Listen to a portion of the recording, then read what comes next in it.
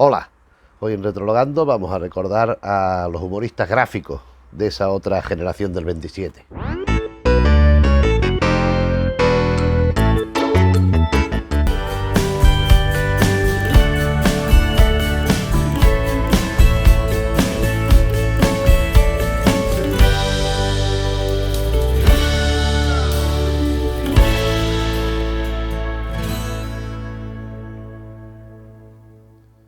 Pues interrumpiendo un poco, abriendo un paréntesis, habrá alguno más en esta trayectoria por los cabezas de cartel, dijéramos, de los creadores más importantes de esa llamada otra generación del 27, de los humoristas de la época, de los grandes creadores del humor nuevo. En lugar hoy de dedicarnos a un autor, vamos a hablar de un grupo de gente fundamental en el devenir de todo ese fenómeno que fue el humor nuevo.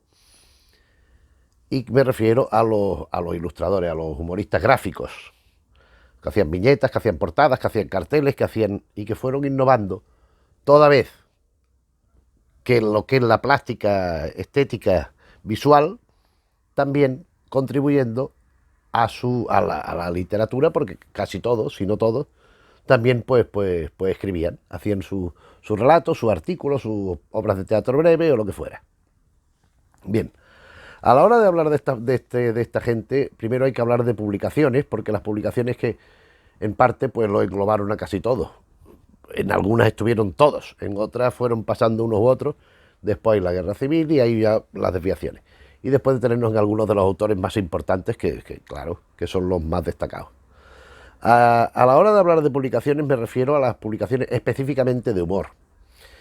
Entonces, en aquella época estamos hablando de pongamos desde 1920, una cosa así, hasta la guerra civil, hasta la preguerra. Pues los periódicos normales, los periódicos de noticias, pues ya incluían algunos de los humoristas estos. Por ejemplo, El Sol publicó pues tiras de Miura, de Tono, de Francisco López Rubio, etcétera, de Caíto, por ejemplo,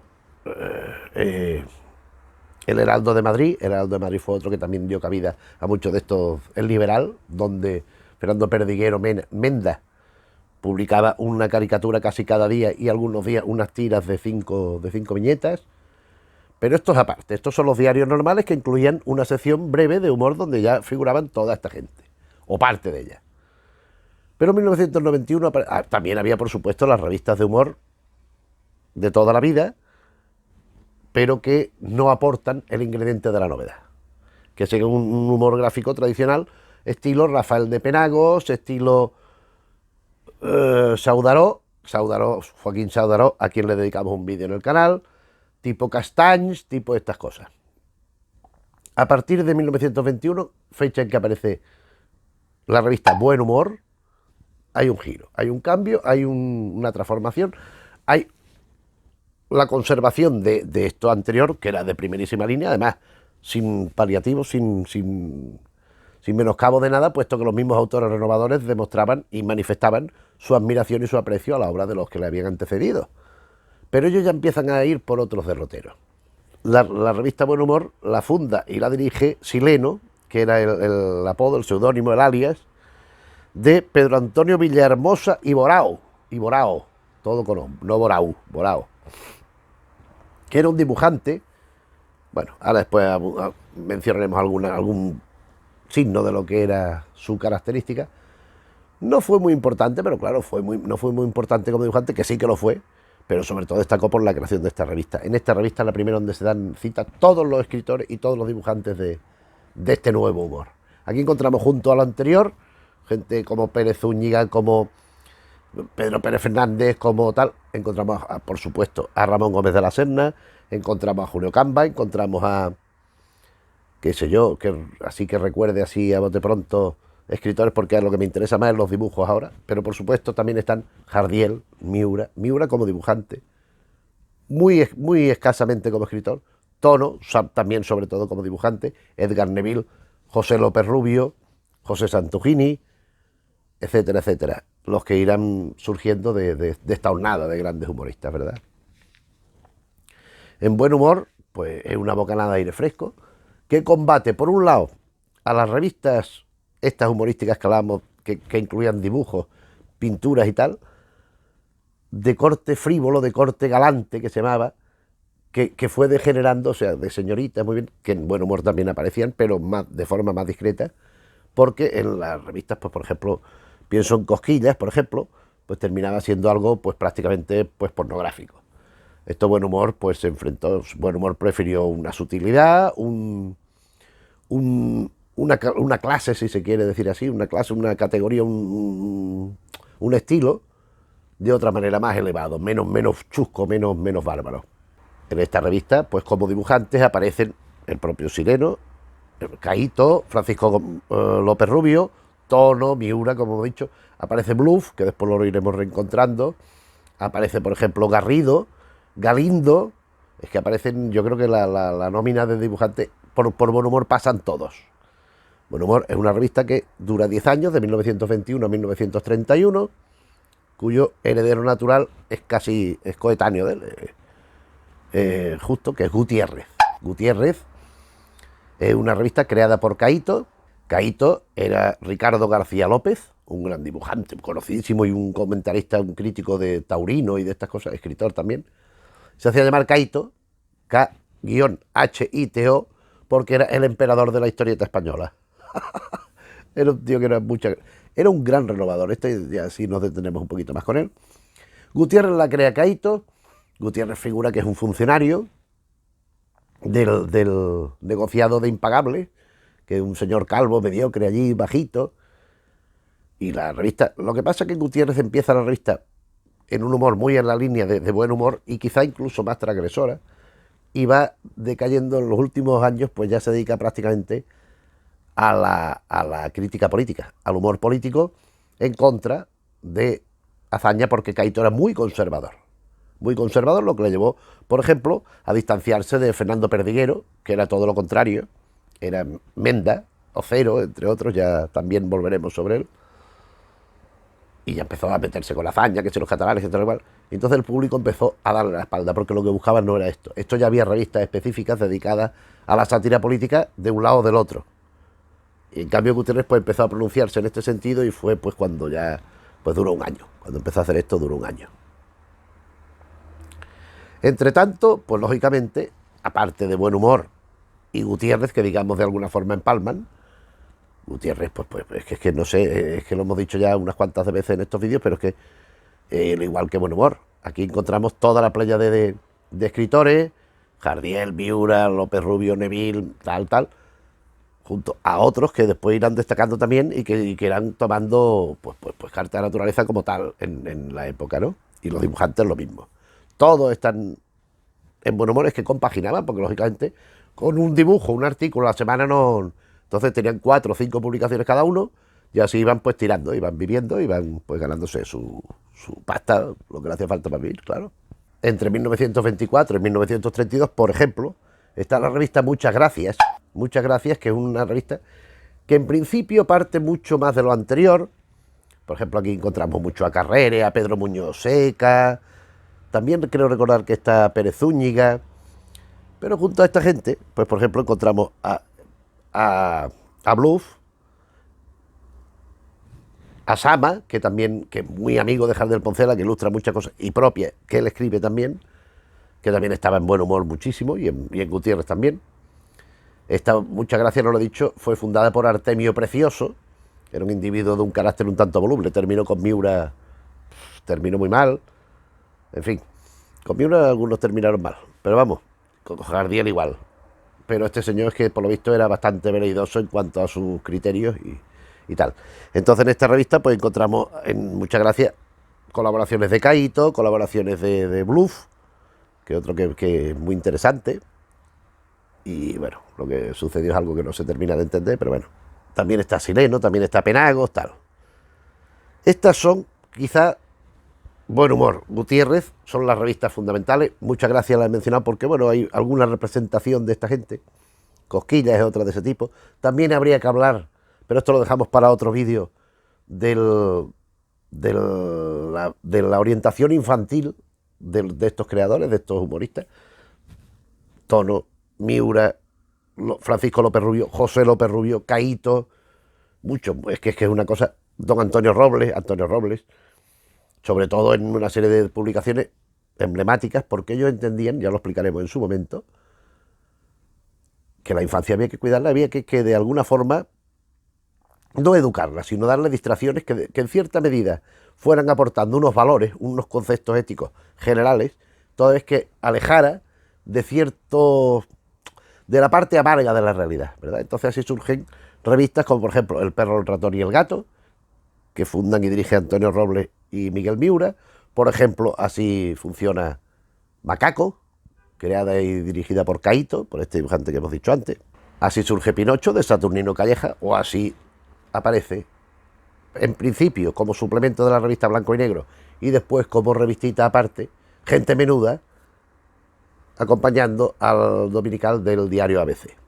Estas 4 publicaciones son fundamentales para entender todo el fenómeno de la otra generación del 27, y por su vocación e intención infantil, pues lo dejamos para otro momento porque tiene mucho interés la parte infantil que hicieron esta gente. Bien, estas revistas que digo, pues son las que, sobre todo Gutiérrez y Buen Humor, o Buen Humor y Gutiérrez, en orden cronológico, las fundamentales. A partir de aquí empieza el ambiente, 1936, la guerra civil, y hay una decisión.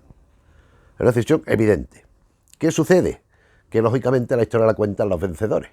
Entonces tenemos mucha constancia y tenemos bastante material de lo que hicieron el bando de los vencedores, de los sublevados, porque los que dieron el golpe militar contra la República elegida democráticamente en las urnas, pero los de la izquierda, los de los republicanos, los leales al régimen legal, pues casi no se recuerda nada, casi, porque, claro, en la dictadura de Franco hubo una destrucción de todo esto, una destrucción sistemática, la búsqueda de...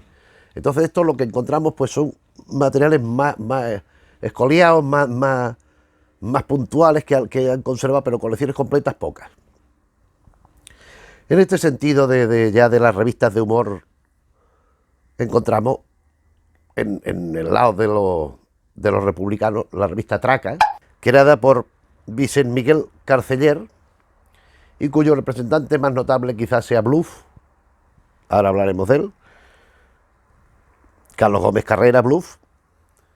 Esta revista pues atizaba fuerte al franquismo y a todo lo que, incluso diciendo cosas que ahora a propósito de este Bluff pues comentaremos. Lo que pasa que la aberración se llevó a un límite que no se puede entender.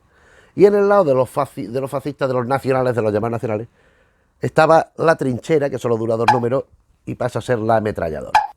La Ametralladora, que empieza en el número 3, pero a partir del número 25, una cosa así, varía.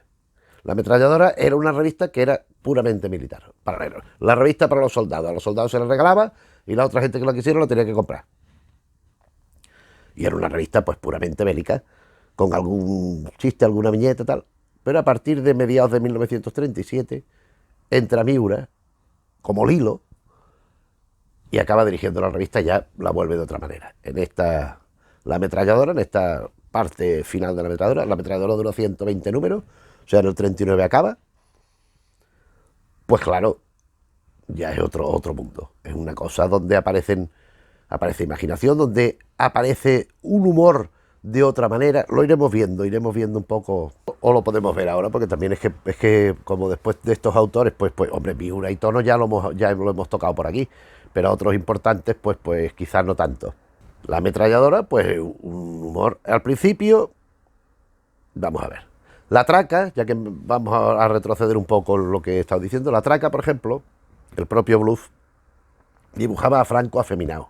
Le ponía pestañas, lo ponía acostado con los moros en la cama. ¡Ay, qué bien estoy aquí contigo! No sé qué. Lo ponía a hacer piruetas. A Franco lo ponía a caer de un burro y a todos los ejércitos franquistas, como es natural. Todos los fascistas, pues todos eran ogros monstruosos que iban tal igual. Con bastante mala leche. Mientras que en la Ametralladora era el efecto contrario. Según la Ametralladora, yo de la Traca he visto algunos ejemplares, pero no toda la colección. De la Ametralladora sí la he visto entera, prácticamente, creo que faltan 2 números. Está en la Hemeroteca Municipal de Madrid disponible, pero hay 2 números que en la digitalizada están mal, el 43 y el 85, además me acuerdo de memoria, porque me dio mucho coraje. Aquí ya encontramos, a partir de que aparece Miura, como he dicho, otro humor, pero persiste algo de lo anterior. Así dibujantes, ya que estamos hablando de obra gráfica, como Teodoro Delgado, Esto es un horror. Estos son unos dibujantes que hacen una cosa como exaltando todo lo que es lo militar, todo lo que es lo marcial. Entonces cada portada a lo mejor, recuerdo algunas que una señora en su casa, muy burguesa, muy bien vestida, cosiendo, y está cosiendo pues como un águila en una camisa o una cosa así. O los soldados de artillería, todos firmes, marciales, todos contentos, inmaculados, limpios. En la trinchera lo mismo. Mientras que cuando hacían referencia a los contrarios, a los rojos, eran los monstruos. O sea, el ogro comunista y sus esclavos españoles, entonces se veía una especie de demonio gigantesco con un látigo, y los españoles allí con las escopetitas remendados, sin afeitar, llenos de heridas, todo sucio, allí esperando a ver. Hubo mucha caña, le dieron mucha caña, sobre todo, pues claro, hay que entender, Miura y Tono eran muy de derecha, o sea, no vamos a decir aquí, lo eran, pero no odiaban, no sentían tanto rencor ni tanto odio hacia el contrario como otros dibujantes que sí demostraban, ¿no? Entonces, por ejemplo, cuando ellos hablaban de la zona roja, lo hacían con cosas que hacían gracia, o sea, es que por ejemplo, recuerdo dos chistes de portada, que uno está, los dos son de restaurante, porque hablaban mucho del hambre, de que los rojos pasaban hambre y que no tenían ropa y que tal, mientras que a ellos les sobraba, claro. Los otros hacían lo mismo, o sea, cada uno decía del otro lo malo y lo bueno lo sobredimensionaban. Entonces estaba un señor en el restaurante y el camarero al lado, entonces el cliente decía, ¿y esto de comida a la carta qué es? Y el camarero, restaurante en zona roja, y el camarero respondía que si quiere comer tendrá que escribir al extranjero para que le mande la comida. Y el otro, que está otro señor en otro restaurante con otro camarero correspondiente en la zona roja también, y el hombre con la carta dice, ¿y por qué pone aquí perdices? Y dice el camarero, porque hace bonito. En fin, son cosas que a pesar del sentido crítico y de atacar al otro, porque claro, lo que pretendía esta revista era levantar la moral de sus soldados, todo es que socavar la del adversario si llegaba a sus manos, ¿no? Entonces un poco pues era este juego que entraba. Bueno, tampoco tiene más interés que la participación, sobre todo, por un lado de Bluff y por otro de Miura y Tono, tampoco, bueno, y de Herreros, que ya empezaba en la ametralladora, ya hacía sus pinitos también. Muy importante, Herreros. Termina la guerra civil, la contienda, y la codorniz. La codorniz, que es el gran heredero de todo esto.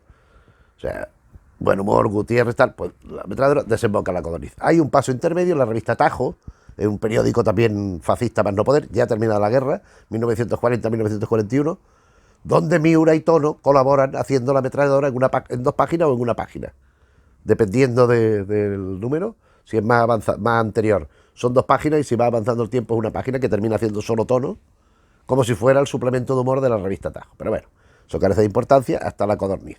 Codorniz, que en 1941 funda Miguel Miura, donde intervienen Miguel Miura con el nombre suyo, con el del hilo, que es el que había adoptado para la ametralladora firmaba el hilo siempre.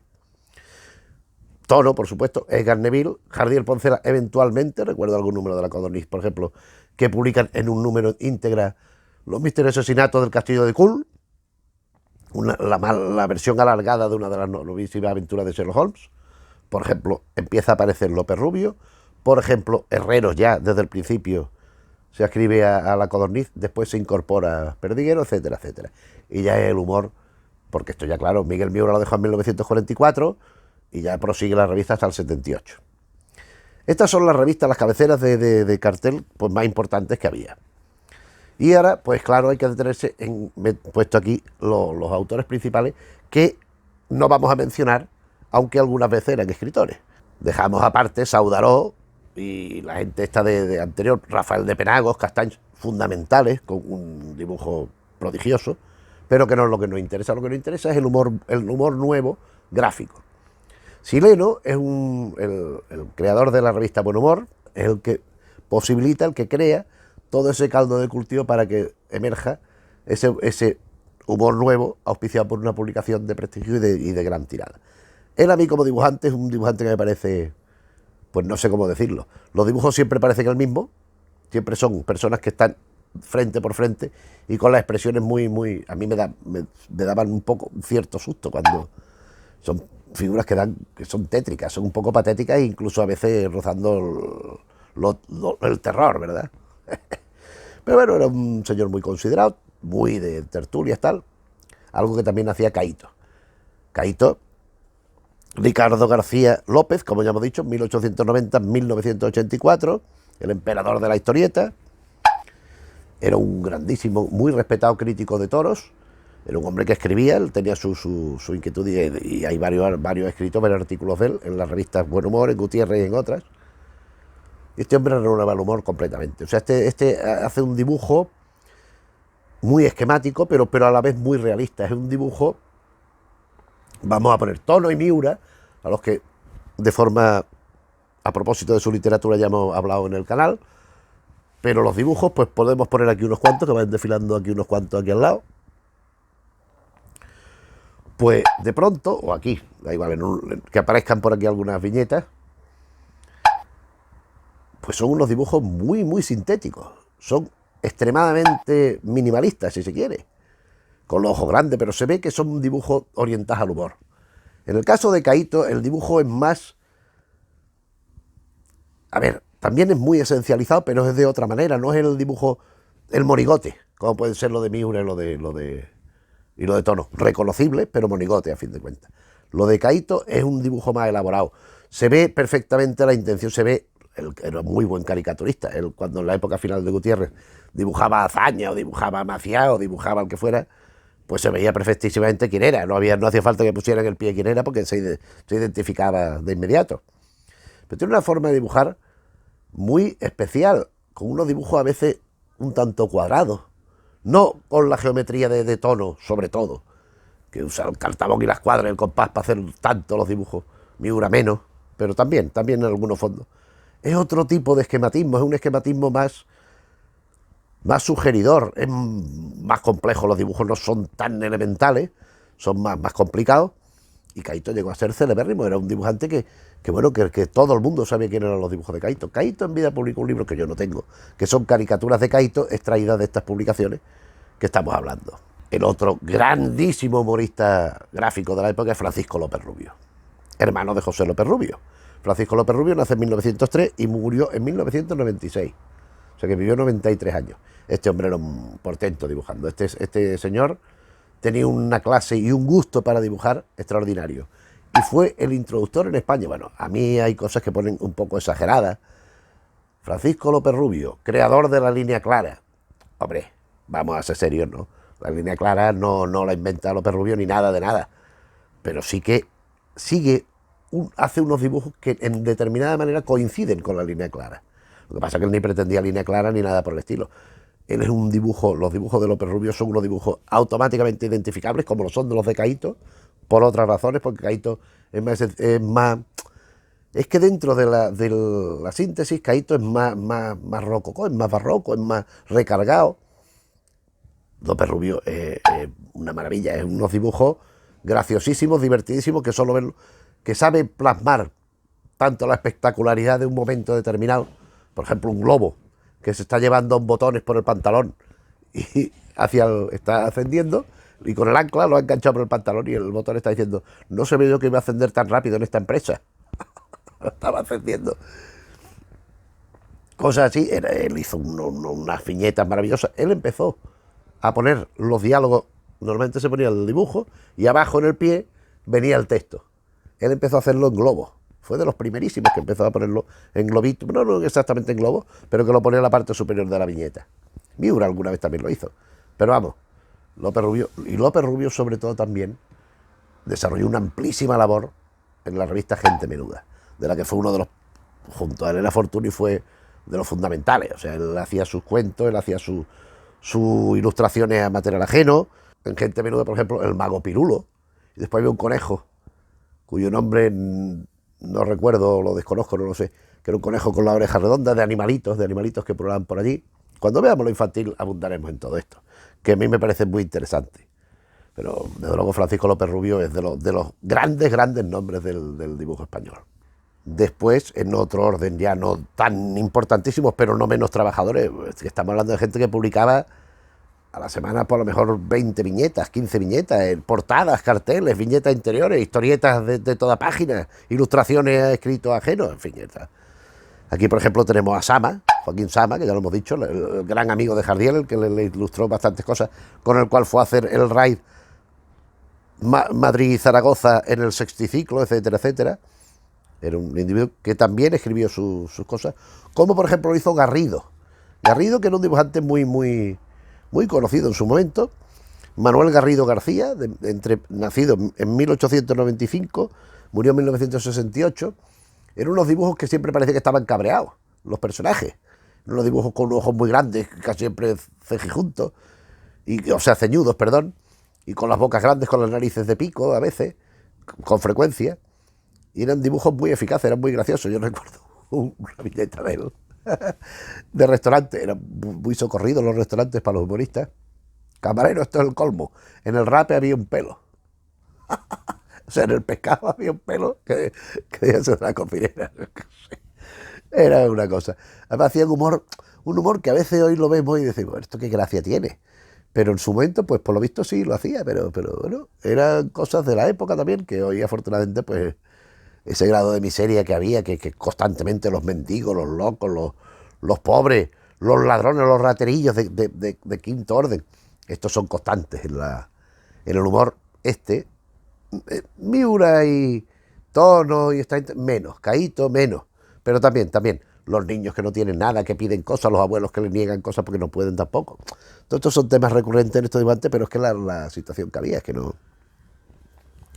Otro importantísimo, Carlos Gómez Carrera, Bluff. Este dibujante, pues un personaje interesantísimo y que hizo una serie de dibujos muy conocidos al principio de esta línea de humor abstracto y que después se asoció a la traca. Como consecuencia, era el que dibujaba a este Franco que decíamos antes de las pestañas, afeminado, que iba gordito, que iba acostándose con los moros y con uno con otro y buscando, estamos haciendo patria y no sé qué. Bueno, pues esto lógicamente cuando los nacionales ganan la guerra, lo apresan. Lo apresan, lo meten en la cárcel y lo obligan a trabajar en una especie de semanario que había de las cárceles, que se llamaba Redención. En el momento que él entra a trabajar, él empieza a hacer unas tiras y de pronto se dan cuenta que lleva unos meses interviniendo en la revista y se han multiplicado, o sea, un 500% más de suscriptores entre los presos que de lo que había antes. No se molestaban en mirarlo porque esto era para los presos, pues, y empiezan a mirarlo y ven que las tiras estas eran muy antifranquistas y con doble juego. Tenían dos lecturas. Entonces, por ejemplo, había una que estaba un pescador allí que no pescaba nada y otro que se iba a otro sitio que era más inteligente y pescaba mucho, y este tenía la estrella roja en el gorro o cosas así. Bueno. En 1940, a Vicente Miguel Carceller, director y fundador fundador de esa etapa, de la traca, no de todas, de la traca, y a Bluff, y algún otro más, por lo que dibujaban, por lo que escribían, por lo que publicaban, lo llevaron a un paredón en Alicante y se los cargaron. Lo fusilaron por dibujar y por expresar humor. Es algo que a mí no me cabe en la cabeza, es algo que me parece una aberración tan grande y una señal de bestialidad, de salvajismo y de ser animal, de retroceder el ser humano hacia su condición de animal en el peor de los sentidos imaginables. Pero bueno, es lo que había. O sea, un señor que haga una viñeta diciendo que Franco es maricón, pues como si quiere decir que yo qué sé, lo que quisieran. Pero además, yo creo que todo el mundo sabía, vamos, yo no creo que Franco fuera homosexual, pero vamos, y si lo era, pues no pasaba nada, pero no creo que nadie en aquella época lo pensara, ni hoy. Yo no creo que... Hay un chiste famoso de que a Franco le gustaban las cosas una vez y ya está, que en Madre Gilda, la película de Francisco Regueiro, lo cuenta. Oh, ¿quiere usted el vodka? No, una vez lo probé y no me gustó. Ah, ¿quiere usted el caviar? Y va diciendo un puro, no, una vez fumé y no me gustó. ¿Quiere usted caviar? No, una vez lo probé y no me gustó. Pero la que le gusta mucho es a mi hija. Y el Stalin de turno le dice, hija única, supongo, ¿no? Porque todo le gustaba una vez y ya está. Y entonces el Franco, al que se lo cuenta, que Armilla Castro, le dice, sí conocí el chiste. El otro día Carmencita y yo nos reímos mucho de lo inexacto que es. En fin. La cuestión es que uno puede dibujar y expresar lo que quiera. Si tiene gracia, y si no también, vamos. Uno es libre de expresar lo que quiera. Y no por pensar distinto y mucho menos por manifestarlo, es justificación para matar, ni para pegar, ni para insultar, ni para atacar a nadie. Y en este caso, pues este individuo fue represaliado de esta manera. Menos represalias tuvo, aunque también Fernando Perdiguero Camps, porque su hijo Fernando Perdiguero Pérez también fue dibujante y escritor. Fernando Perdiguero Camps, no, vamos a dedicarle otro vídeo, es profesor a él como escritor, pero fue un dibujante importantísimo. Menda, tenía que firmar con varios seudónimos, tenía Menda, tenía Cero, su novela, que mostraremos en su momento, la publica como Cero, pero lo que nos interesa aquí son dos cosas. Una, él como era muy republicano, él desde el Heraldo de Aragón, desde el Liberal, tal y cual, pues pidió y realizó colecta en favor de la República. Y esto después le pasó factura. Tanto sí que él no podía firmar con su nombre, lo tenía prohibido. Entonces por eso tantos seudónimos para que pudiera trabajar. Entonces él, pues eso por un lado, que ya tiene triste gracia. Pero la otra cosa que ya le he comentado, creo recordar a propósito de Miura, es que Miura lo acogió en la Codorniz. Era de ideología muy contraria, pero Miura lo acoge en la Codorniz. Y allí, pues lo tiene, pues siempre. Y de hecho, con el tiempo, cuando Miura se va, Miura deja la dirección de la Codorniz en 1944, hay un periodo de transición, pero cuando la coge Álvaro de la Iglesia, todo el mundo sabe que el principal artífice de la Codorniz es Fernando Perdiguero, Menda. Hasta que él fallece en 1970 y ya quedan 8 años de la Codorniz que va sobreviviendo, pero que ya no vuelve a levantar cabeza. Este Fernando Perdiguero, pues eso que decía, pues fue acogido por Miura y fue pues posibilitado para seguir haciendo lo que fue a lo largo de su carrera. Hay otros dibujantes como Galindo, que no Garrido, que ya el que llaman como Osama, que también lo hemos mencionado, pero lo otro fundamental, el otro dibujante esencial, importantísimo, Herreros, Enrique Herreros. Enrique Herreros es un maestro del dibujo, es un maestro en la misma línea de síntesis de tono y de Miura, pero a la vez más complejo. En la ametralladora todavía percibimos un dibujo más desarrollado, más detallista, procurando ser más ajustado a lo que está viendo, siempre con un sentido del humor divertidísimo. En la ametralladora, en esa militar que decíamos antes, por ejemplo, recuerdo una portada, es que son cosas que las veis y te tienes que acordar, o por lo menos a mí me pasa, que se ve un cartel muy grande que pone: la revisión óptica cuesta 100 pesetas. La revisión óptica cuesta 100 pesetas, cada vez más pequeñito. La revisión óptica cuesta 100 pesetas. Entonces se ve el oculista con el palo señalando y el cliente sentado en una silla. El oculista le dice: ¿lee usted bien lo que pone en el cartel? Con el palo señalando. Y el cliente dice: sí, la revisión... que no. La revisión de vista vale 5 pesetas. Para pagar menos, eso es lo que estaba viendo, era menos, ponía 100 y decía 5. La revisión de vista vale 5 pesetas. O sea que son tonterías, pero que eran de la época y hacían gracia. Entonces era un dibujo muy interesante. Pero después la Codorniz, paso siguiente desde la ametralladora, es donde él empieza a realizar el grueso de su obra. Enrique Herrero fue un hombre muy inquieto, un hombre que hizo un montón de cosas. A él le encantaba el alpinismo, de hecho murió porque este señor vivió un montón de años. Bueno, tampoco tanto. En 1903-1977, por lo visto, falleció yendo a escalar, o volviendo en un trayecto, yendo o volviendo una montaña, pues se quedó pajarito, se murió. Este individuo le gustaba, él hizo su tentativa de hacer cine, él dirigió algunas películas, también fue el descubridor de Nati Mistral, la actriz cantante que falleció hace un año, fue el representante de Sara Montiel un tiempo, era un individuo muy amigo de los Edgar Neville, de toda esta gente, muy amigo de todos, claro, pero que también en el ámbito del cine también fue a Hollywood, conoció a Chaplin, fue igual que fue López Rubio, que fue Jardiel, en menor medida, que fue Miura, fue un solterón irredento. Este señor hizo un libro sobre las 4 mujeres de su vida, que resulta que la primera era su abuela, la otra era su madre y tal, pero a partir del momento era la que él decía, pero hablaba de muchas más, que habían estado pues con él. Era gente, así como Miura, lo que le gustaba que eran las prostitutas, él decía que él no quería compromiso ninguno, lo que quería era desahogarse y que fuera con alguien bello, que le gustara, y a él le gustaba pues irse de puta. Pues este Herrero no, este Herrero lo que le gustaba era estar un tiempo mariposeando con una y después a otra cosa mariposa.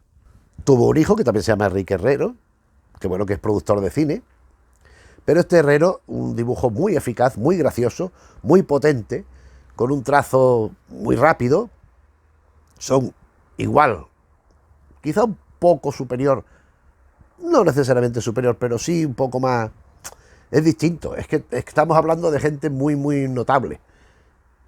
Caíto y López Rubio, Francisco, junto con Tono, y en menor medida Miura, serían los representantes del inicio de este humor gráfico. Herrero es el que recoge el testigo, el que cambia, el que le da una vuelta más de tuerca, el que le añade un sincretismo, entonces ¡pum! De un golpe de vista, de un vistazo simple, ya lo tiene captado lo que quiere decir. Y estos son los que generarán, principalmente, López Rubio, Caíto, quizá menos, Tono, Miura, y sobre todo Enrique Herrero, lo que será la escuela más importante que ha habido en este país en lo que a historieta se refiere, que con permiso del TVO y de la escuela valenciana y todo eso, pero es la escuela de Bruguera, por la que ha pasado un montón de gente, y que no era que siguieran unas pautas determinadas, pero todos habían leído, todos conocían de primera mano el material de todos estos dibujantes, lo apreciaban, lo admiraban, unos se quedaban con unas cosas, otros con otras, otros con nada, a partir de ahí creaban su propio sentido del dibujo y de la ilustración, y así pues un paso imprescindible para conocer cómo se ha llegado al TVO moderno actual y cómo era un elemento que por desgracia pues se ha abandonado mucho, en cierta medida por lógica, que era ese tipo de ilustraciones, esos chistes importantísimos que hoy pues sustituyen fotos y sobre todo en prensa gráfica en papel,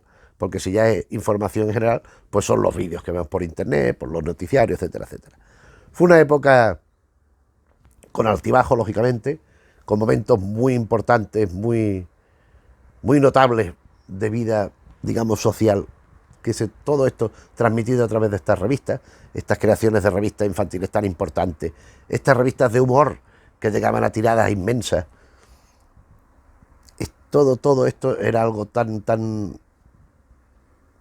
¿cómo decirlo?, tan elemental, tan esencial de lo que era la sociedad, que se ha ido perdiendo. Después esto fue lo que evolucionó a los tebeos y a las revistas satíricas en menor medida, tipo el Hermano Lobo, el Papus, el Jueves, posterior, pero esto ya es algo más marginal, ¿verdad?, que ha quedado pues para una serie de personas que, en cambio, es que esto lo leía todo el mundo, esta revista que estamos hablando la leía todo el mundo, y tenían una incidencia real en la sociedad, y ya digo, es un paso imprescindible para conocer lo que vino después. Ya no hablo más porque ya hablamos de la cuenta. Este ha sido nuestro minimísimo recorrido por el humor gráfico de la otra generación del 27, esperando haberte interesado. Si es así, le puedes dar al me gusta. Si te interesan los temas que tocamos en el canal, pues te puedes suscribir, que no hace falta que haya suscriptores. Y que los que nos vean se suscriban, eso es muy importante también. Y nada más, pues nos vemos en otro vídeo. Saludos.